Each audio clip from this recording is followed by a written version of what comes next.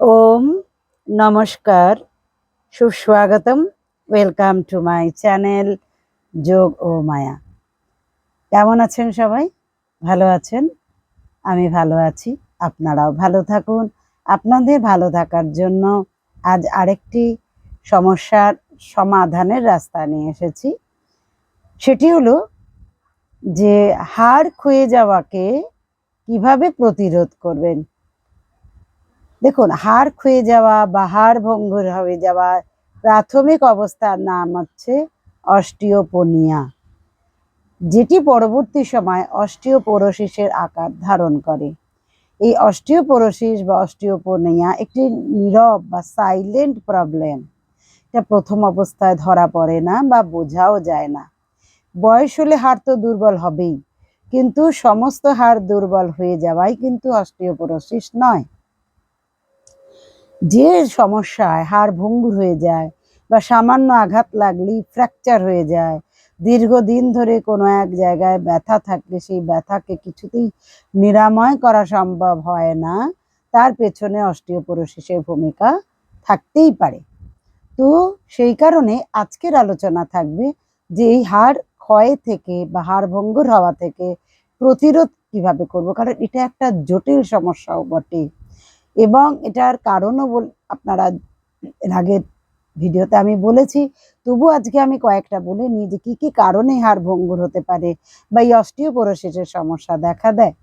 হরমোনের ডিসব্যালেন্স থাকলে, অপুষ্টি থাকলে, কোনো পারিবারিক ইতিহাস থাকলে, শরীরচর্চার অভাব থাকলে, কায়িক পরিশ্রমের অভাব থাকলে এবং ওষুধের কিছু কিছু মেডিসিন আছে যার ব্যবহার করলে তার পার্শ্ব প্রতিক্রিয়া থাকে, সেই কারণে এই সমস্যা দেখা দেয়। তো এই সমস্যার হাত থেকে রেহাই পেতে গেলে আমাদের প্রতিদিনের খাদ্য তালিকায় কি কি থাকা বাঞ্ছনীয় সেটা আজকের আলোচনা করব।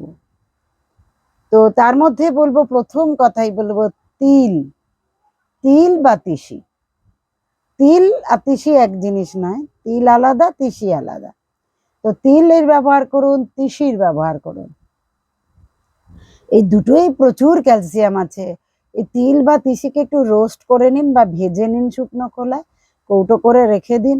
রোজ 1 চামচ করে চিবিয়ে চিবিয়ে খেয়ে একটু গরম জল খেয়ে নিন, খুব ভালো উপকার পাবেন।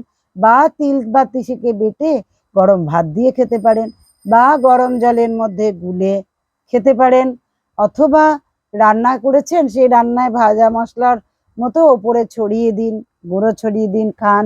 অথবা স্যালাডের উপরে ছড়িয়ে দিন, খান। এইভাবে তিল বা তিসিকে যদি নিয়মিত ব্যবহার করেন তাহলে কিন্তু অবশ্যই উপকার পাবেন।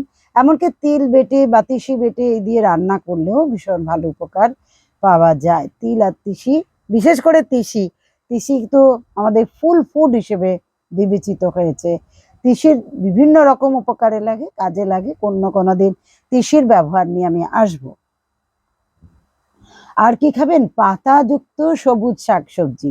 এর মধ্যে তো অবশ্যই মেথি শাকের কথা বলবো, সর্ষে শাকের কথা বলবো, নোটে শাক বা লাল শাকের কথা বলবো। আর পালং শাকের কথা বলতে পারি, কিন্তু পালং শাকে অক্সালেট থাকায় ক্যালসিয়াম প্রচুর আছে, কিন্তু অক্সালেট থাকার জন্য ক্যালসিয়ামকে শোষণ করে নেয়। আর কি? কুমড়ো শাক খেতে পারেন, ব্রকলি খেতে পারেন। এগুলো প্রচুর পুষ্টিগুণে ভীষণভাবে ভরপুর এবং এতে ক্যালসিয়ামও প্রচুর আছে। আর কি খাবেন? রোজের খাদ্য তালিকায় বাদাম রাখুন।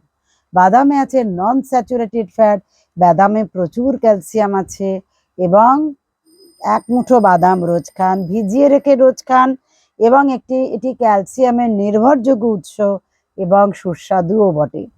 আর দই খান, দইয়ের ব্যবহার করুন। অবশ্যই কেনা দইয়ের কথা বলবো না, ঘরে পাতা দইয়ের ব্যবহার করুন। ঘরে পাতা দই সকালে পাতুন, দুপুরে খান, যেন এটা টক বেশি না হয়ে যায় এবং এতে নুন না মেশানোই বাঞ্ছনীয়। কারণ দুগ্ধজাত বা মিল্ক প্রোডাক্টের সঙ্গে নুন বা সল্ট মেশালে সেটা বিরুদ্ধাহার হয়ে যায়, সেই কারণে এটা অবশ্যই মেশাবেন না। এবং টক যাতে না হয়, টক হয়ে গেলে তার আরেকটি বিপরীত প্রতিক্রিয়া হয়। কিন্তু এই দই কিন্তু ভীষণ ভালো উৎস হচ্ছে গিয়ে ক্যালসিয়ামে। প্রতিদিন খেতে পারেন, প্রতিদিন খেলে অবশ্যই আপনাদের শরীরে ক্যালসিয়াম ভরপুর থাকবে। আর কি খাবেন? ডুমুর, যেটাকে আমরা শুকনো ডুমুর বলি, আঞ্জির বলি। এই আঞ্জির সুস্বাদু এবং পুষ্টিকর বটে এবং প্রচুর ক্যালসিয়াম এতে আছে। তাই প্রতিদিন ডুমুর রাখুন। এমনি ডুমুরও রাখতে পারেন রান্নায়, পেটও পরিষ্কার হবে, পেট ভালো থাকবে। শুকনো ডুমুর রাখুন, দুটোতেই ক্যালসিয়াম আছে, শুকনোতেও বা বেশি আছে। তো ডুমুরের ব্যবহার করুন। আর কি খাবেন? কমলা লেবু। কমলা লেবু প্রচুর ক্যালসিয়াম আছে এবং ভিটামিন সিতে ভরপুর। তাই কমলা লেবু সব সিজনে পাবেন না, তো এই কমলা লেবুর ব্যবহার রাখুন, বা যে কোনো লেবুই রাখতে পারেন। তবু আমি টক জাতীয়, বেশি টক জাতীয়টা বারণ করছি এই কারণে যে আমাদের অ্যাসিডের প্রবণতা থাকলে সেটা হাড়ের জন্য, ভিটামিন সি হাড়ের জন্য প্রচুর পরিমাণে প্রয়োজন, ক্যালসিয়ামও প্রয়োজন, ভিটামিন ডিরও প্রয়োজন। কিন্তু যদি টক জাতীয় কিছু বেশি খাই না, অম্বল হয়ে গেলে সেটাও আবার ব্যথা বেদনা বাড়িয়ে দেয়। সেই কারণে টক জাতীয় বিষয় থেকে একটু দূরে থাকবেন। হ্যাঁ, ডাল খাচ্ছেন, ডালের সঙ্গে কয়েক ফোঁটা লেবুর রস মিশিয়ে খেলেন, সেটা চলবে, কিন্তু ডাইরেক্ট টকটা ইউজ না করাই ভালো। আর একটা জিনিসের কথা বলবো, সেটা ভীষণ ভীষণ ভালো, যেটা বর্তমান দিনে মোরিঙ্গা পাউডার হিসেবে পরিচিত আমাদের কাছে। মোরিঙ্গা পাউডার আর কিছুই না, সেটা হচ্ছে সজনে পাতা, শুকনো সজনে পাতার গুঁড়ো। সজনে পাতার পাতা, ডাঁটা, গুঁড়ো তিনটেই উপকারী, ছাল উপকারী। কিন্তু সজনে পাতার গুঁড়োটা আমাদের যদি প্রত্যেক দিন গরম জলে একটুখানি মিশিয়ে খাওয়া যায়, বা একটুখানি সজনে পাতা ফুটিয়ে চায়ের মতো করে খাওয়া যায়, তো সেটাও ভীষণ ভালো উপকার দেয়।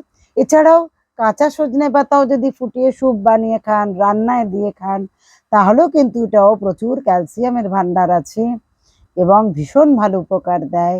সজনে পাতা বলুন বা মোরিঙ্গা পাউডার, যাই বলুন না কেন। এছাড়াও রোজের খাদ্য তালিকা আর কি রাখতে পারেন? ব্রকলি রাখুন, বাঁধাকপি রাখুন, দুধ রাখুন, পনির এবং দুগ্ধজাত যে কোনো খাবার রাখতে পারেন। কিন্তু যার যদি কারোর গ্যাস হয় বা হজম না হয়, তিনি সেটার বিকল্প হিসেবে নিয়ে নিতে পারেন অন্য কিছু।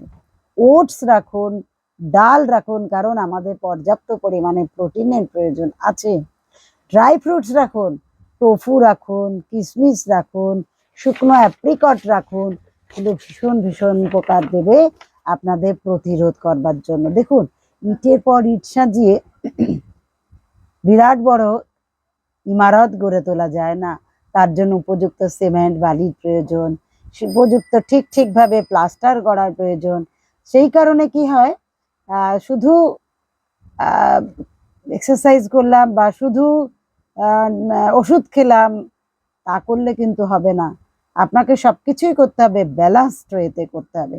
তাই প্রয়োজনীয় কিছু টিপস শেষে দিয়ে যাই, সেটা হচ্ছে কি, ব্যালেন্সড ডায়েট অবশ্যই খাবেন। পর্যাপ্ত প্রোটিন, প্রোটিন কি করে জানেন? হাড়ের টিস্যুগুলোকে তৈরি করে এবং ড্যামেজ হয়ে টিস্যুকে রিপেয়ার করতে সাহায্য করে। তাই পর্যাপ্ত পরিমাণে প্রোটিনের ব্যবহার অবশ্যই করবেন। আর কি চাই? বডি ওয়েট কন্ট্রোল করতে হবে, শরীরের ওজনকে নিয়ন্ত্রণ করতে হবে। এর জন্য নিয়মিত যোগ, আসন, প্রাণায়াম, ধ্যান ইত্যাদি অভ্যাস করুন। কমপক্ষে অন্তত আধা ঘন্টা হাঁটুন, আধা ঘন্টা হাঁটুন। আর কি করবেন? আর চেষ্টা করবে যাতে কোথাও পড়ে না যান। পড়ে গেলে কিন্তু হাড়ে ফ্র্যাকচার হয়ে যায়, অস্টিওপোরোসিসের সমস্যা থাকলে। তাই যাতে পড়ে না যান, সেইভাবে আপনাদের চলাটা ধীরে সুস্থ এবং সতর্কভাবে করবেন। আর পর্যাপ্ত পরিমাণে জল খাবেন, জল পান করবেন। পর্যাপ্ত পরিমাণে জল পান আমাদের বিভিন্ন সমস্যা থেকে মুক্তি দেয়। আর নেশাজাত দ্রব্য থেকে দূরে থাকবেন। নেশাজাত দ্রব্য যেমন অ্যালকোহল থেকে, যেমন ধূমপান থেকে, এগুলো থেকে আপনি দূরে থাকুন। ব্যাস, আপনি ভালো থাকবেন। আপনার যতই সমস্যা আসুক, আপনি নিজেকে প্রতিরোধ করে তুলতে পারবেন। সমস্যা তো জীবনে আসবেই, প্রতিকূলতা জীবনে আসবেই, তা কিন্তু তাকে প্রতিরোধ করতে শিখতে হবে। প্রতিরোধ করতে পারলেই আপনি অসম্ভবকে সম্ভব করে তুলতে পারবেন, সে যতই জটিল সমস্যা হোক না কেন। আর প্রতিদিন আরো একবার রিপিট করে যাব, প্রতিদিন আসন করুন, প্রতিদিন প্রাণায়াম করুন, প্রতিদিন ধ্যান অভ্যাস করুন। কনফিডেন্স লেভেল বেড়ে যাবে। যার কনফিডেন্স লেভেল বেড়ে যায়, তিনি অবশ্যই সমস্ত কিছু জয় করতে পারেন। তো আজকে এই পর্যন্তই। सर्वे भवन्तु सुखिनः, सर्वे सन्तु निरामयाः, सर्वे भद्राणि पश्यन्तु, मा कश्चित् दुःखभाग् भवेत्। ॐ शान्ति शान्ति शान्तिः।